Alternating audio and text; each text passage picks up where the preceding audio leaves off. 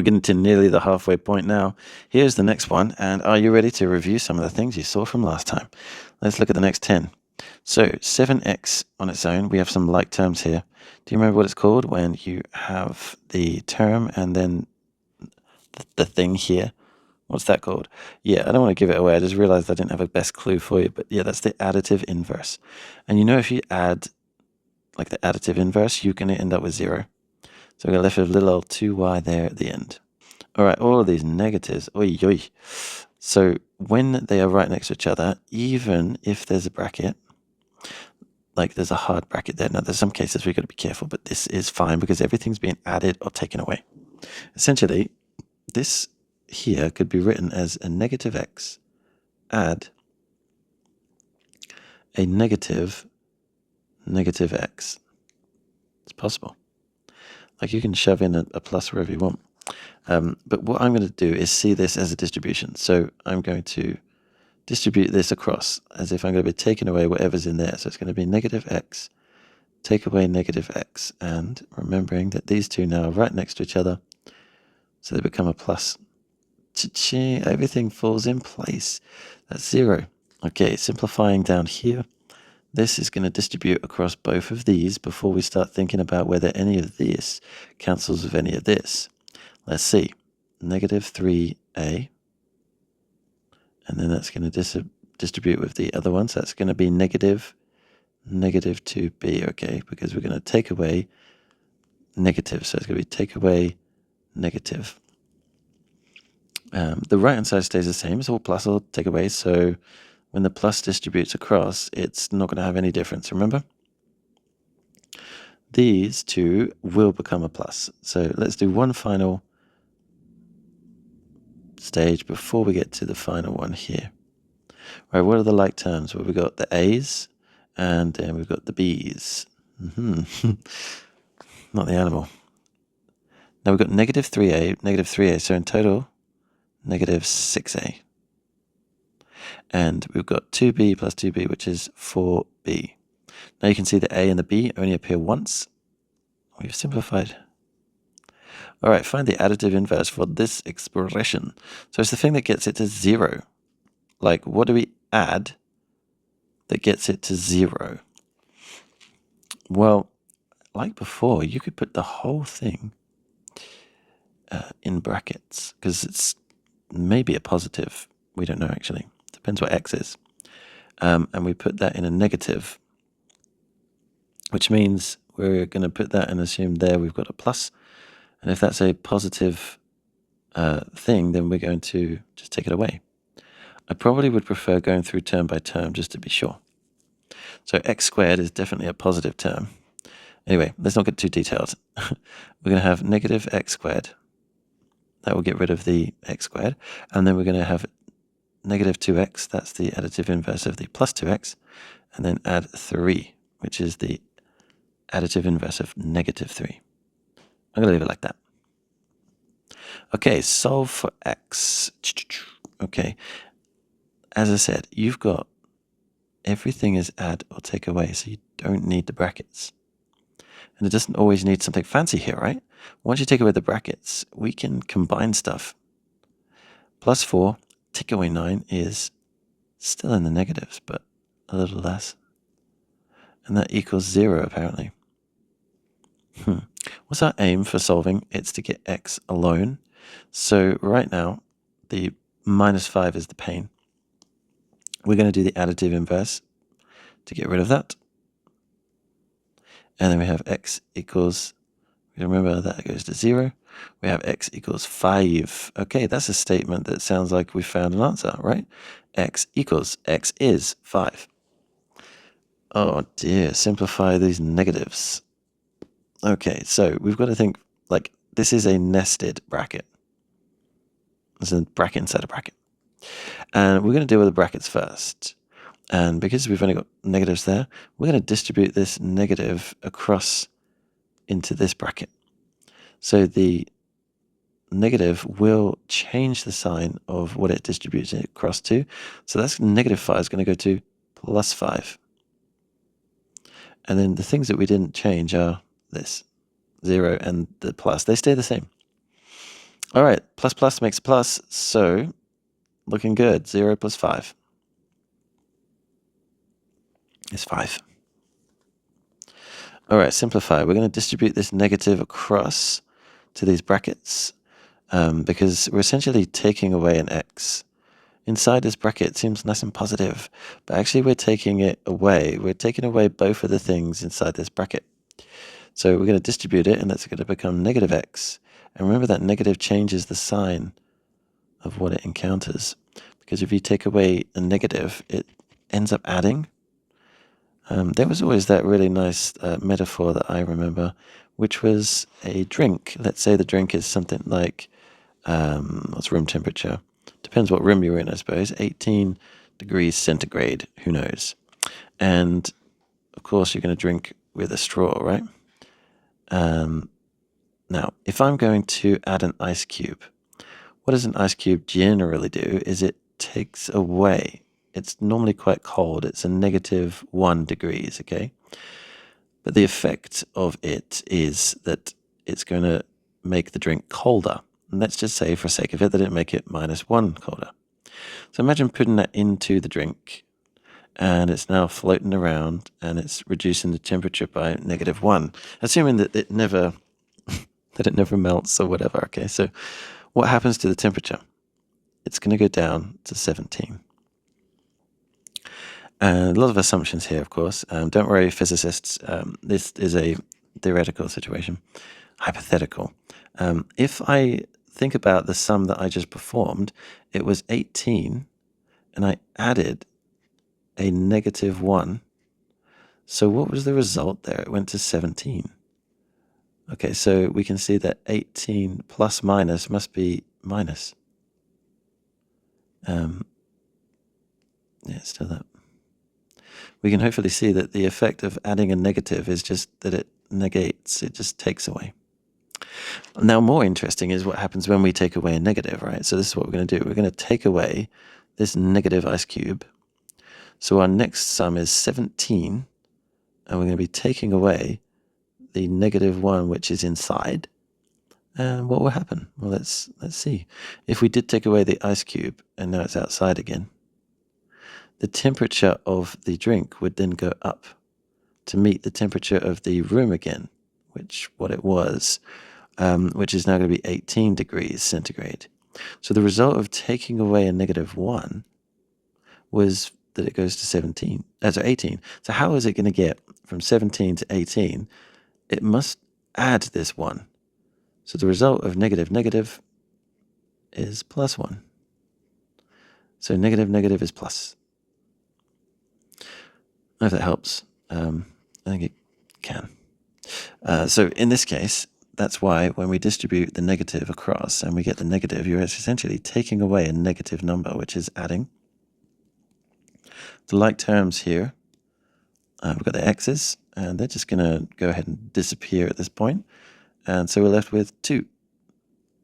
Why are they going to disappear? Because -x and +x are the additive inverses. All right, explain in one sentence what the additive inverse is. It is the term that, when added to the to another,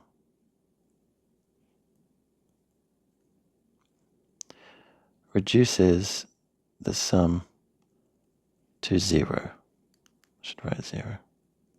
I guess that's one way of looking at it. Like, I'm sure there's fancier words, but this is the term that we would add to another to reduce the sum to 0. We've seen it many times. If it's 7, the additive inverse is -7, because if you add them together, it would be 0. Okay. Find the additive inverse of 2/5 x squared. Well, it's a positive term, and I know that for sure because it's x squared, but it's like a positive term as it is, so 2/5. And I could just go ahead and get rid of that whole thing by taking it away. Or what I really did was that thing, negate it. All right, simplify this. Ugh. There's no addition. What are we going to do? Time for a new law. in between these two terms, we have an invisible multiplication. So x squared times x to the 3. And it's time to look at the exponent in general. Okay, so when you have x squared, what you really have here is a base, and up here an exponent. I know it was going to fit in there, so awkward, but hey. And these are really important to know, like these terms base and exponent, for what I'm about to say. When two terms have the same base and you multiply them together, you can add the exponents to simplify. Of course, you might not believe it, so here we go. X squared is x times x, and we're multiplying x cubed, which is x times x times x. To make that very clear, there's my x squared times my x cubed. And how many things are being multiplied together? Well, it comes down to what that notation is, and we've seen it previously, because there is a notation where we have a number at the front multiplied by an x, and there's a notation where it's up here. And we'll just remind ourselves, x squared is where we are multiplying, well, let's do it with numbers. 3 squared is where we're multiplying the base by itself twice. But then 2 times 3, so it's out the front, is where we are adding 3 twice. You can replace that with x. Let's replace it with y. And that's because x is awfully confusing with multiplication.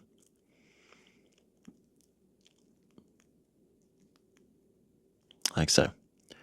Definitely worth jotting down. I'm going to get rid of that in a second, so please pause and jot it down. But I think there's a lot of problems when it's not understood, like what the notation is. Why do we even do this notation? It's very simple. If we had n times n times n times n times n times n, I bet you're even not. I bet it's in fact the case that you're not even enjoying listening to that. Instead of writing all of those out all the time, it's easier to just say n to the power, as with an exponent of 6, n to the 6. So 1, 2, 3, 4, 5, 6. Yeah. So n to the 6, which would save you a lot of writing time. And that's really the case there. Likewise, with a 7x on the front, we wouldn't want to write x plus x plus x plus x plus x plus x plus x. I mean, you can even get lost writing them all. You would just write 7x. All right, cleared that up. And, sometimes you have to go back to the basics. That's why I'm doing it. Yes, so if you've got all of those x's multiplied together, that's 1, 2, 3, 4, 5, 6. Okay, so we've got 1, 2, 3, 4, 5, if you count it properly. That would be x to the 5 if you were to think about the notation. Thinking about the notation, let's look at these numbers. How did we get 5 using 2 and 3? We add them together. So when you're multiplying two numbers with the same base, you add the exponents. Let's write it down. Perfecta. So in this case, we have x to the 2 plus 3, which is x to the 5, and that we knew over here, right? So that's nice to see. Now there's another index law. Yeah, this is one of the index laws, okay? That's why I kind of wrote it down, because it's important. Division. Here we had to multiply, but here's division. And the way to go about proving this one is, you could probably guess it's the opposite. So if the multiply means we add them, then the divide means we take them away. But let's just have a little look at this. So we've got a times a times a on top, and then underneath we have a times a. And what we saw earlier, because these are factors on the top and the bottom, is that you can cancel factors out so long as they are factors. What it really looks like is rewriting the fraction like so. And that was only 2 possible, so we're left with a times a times a. And we know that a divided by a is something divided by itself, so it's going to be 1. And again 1. And then this is left over, which is a cubed.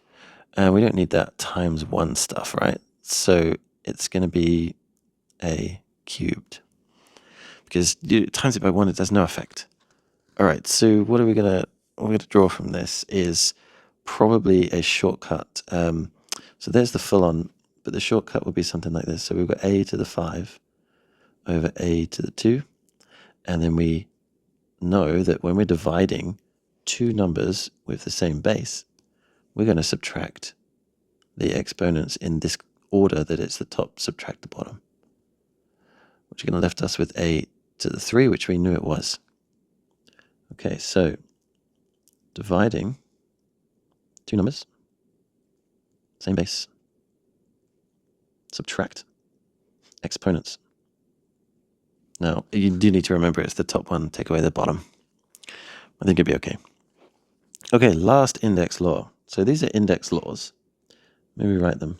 And these answers, these are available online on Patreon. So head over there to get them all as they are. No good study notes.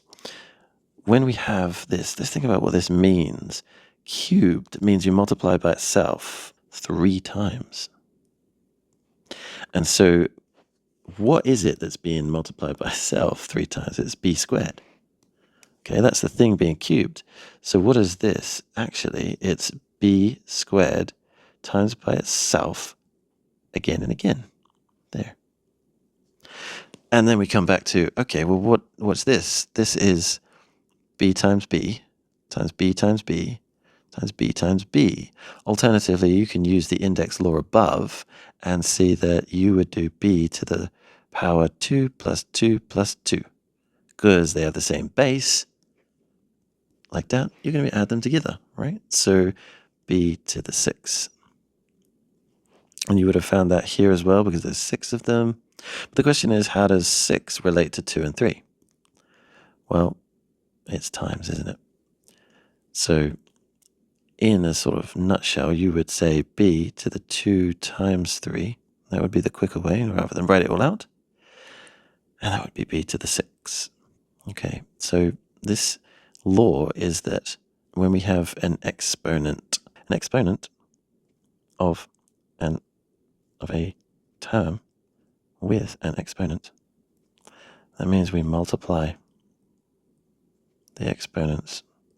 The only real way of knowing what you mean is an example. So here's your example, and we'll have another one down here. So if we had y to the 10, and that was to the power of 2x, you could write y to the power of 10 times 2x, which is y to the 20x. All right, I just decided to add an algebra there because, throwing in something a little bit fruity so that you're not put off when you see it randomly, it's a step up. All right, so there's that week, and lots of new stuff this week, some of the old stuff too. Hopefully you're not forgetting it, but all of these little nuggets of things that crop up. It's good stuff. I'll see you next time.